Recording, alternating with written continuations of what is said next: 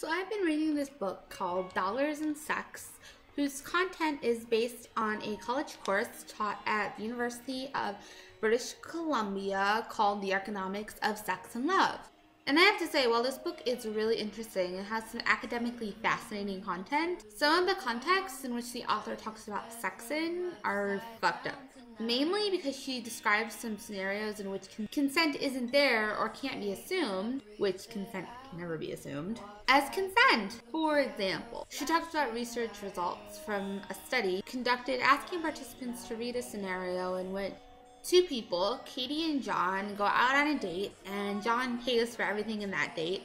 And at the end of the date, John makes sexual advances at Katie when they go back to her apartment. So John is making sexual advances at Katie, and the author notes that Katie clearly rejected these sexual advances, and they had sex anyway.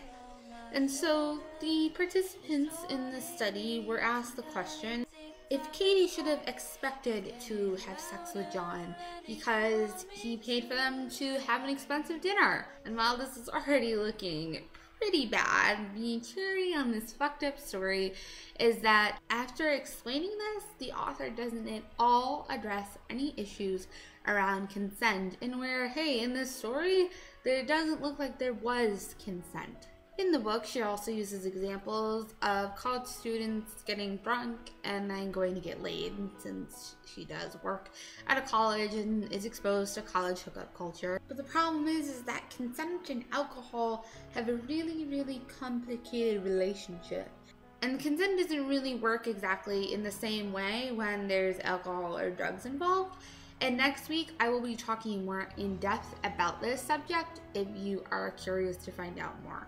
So in another part of the book, she is trying to explain the economics around drunk sex. And she gives another scenario, and this time it's a real life one, in which a girl that went to the university she taught at was given drink after drink after drink by a guy she did not know at a bar. And then he took her back to his apartment and had sex with her while she was unconscious. And nowhere at all in this anecdote does she say, hello, this situation was kind of rape.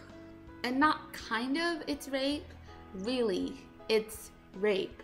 And my concern is that the average person is going to pick up this book and not even notice the issues of consent that exist in here. Then they're going to normalize these messages and not understand that there is not consent going on in a lot of this book. The scenarios she describes don't involve consent. And the author is not pointing this out. She's not making it seem like what she's talking about is actually not consensual.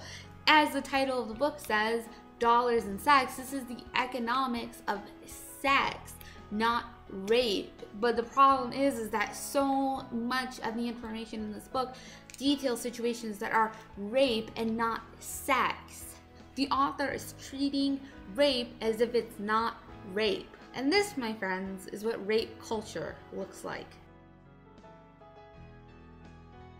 Rape culture is a culture that normalizes, trivializes, and makes rape insignificant and seem like it's not a problem. Because, well, rape is normal. It silences survivors and defends perpetrators. It blames the victims for their attacks.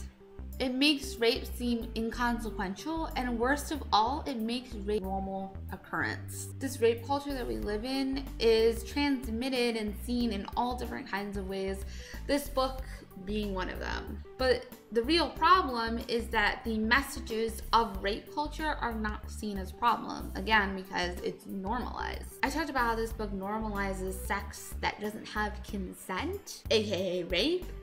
And that's how rape culture really works. It makes it seem like it's not really rape when it is really rape.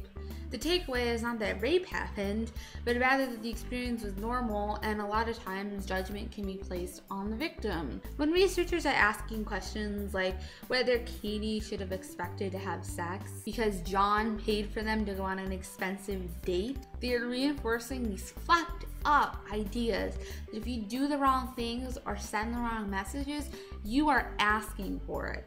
And no one ever asks to be raped. All right, everyone, have a great week, and I will talk to you soon.